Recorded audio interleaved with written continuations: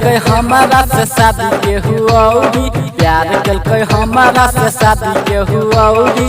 दिल तोरा दिल कोई रे ई गाँव वाली छौरी, दिल तोरा दिल कोई रे ई गाँव वाली छौरी। प्यार के हमारा से शादी के हुआउरी, प्यार के हमारा से शादी के हुआउरी।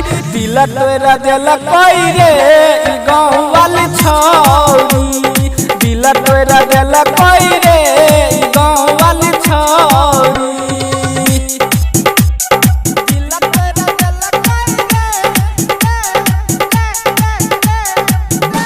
अखन अहाँ सब सुन रहल छी नरहिया बकवालपुर से श्री राम दीवाना।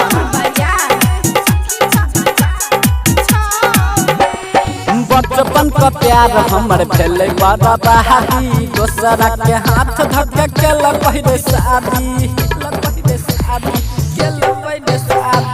बचपन का प्यार हमर भेले बड़ा बहादी, दोसरा के हाथ धक के लपहिरे शादी। हमारा से ठोक के खूब पैसा कहोरी, हमारा से ठोक के खूब पैसा कहोरी। दिल तोरा दिल कोई रे गाँव वाली छौरी, दिल तोरा दिल कोई रे गाँव वाली छौरी। दिल तोरा दिल कोई रे,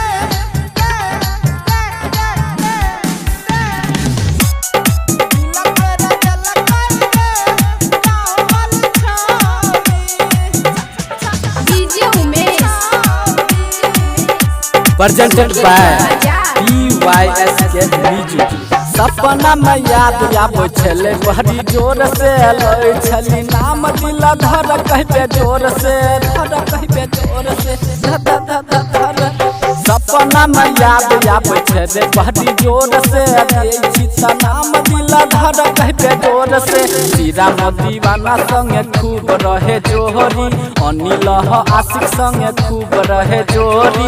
दिल तोरा दिल कोई रे गाँव वाली छौरी, दिल तोरा दिल कोई रे गाँव वाली छौरी। प्यार के हमारा से शादी के हुआउरी, प्यार के हमारा से शादी के हुआउरी।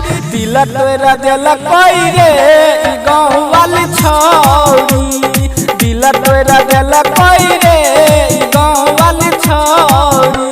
Presented by PYSK music.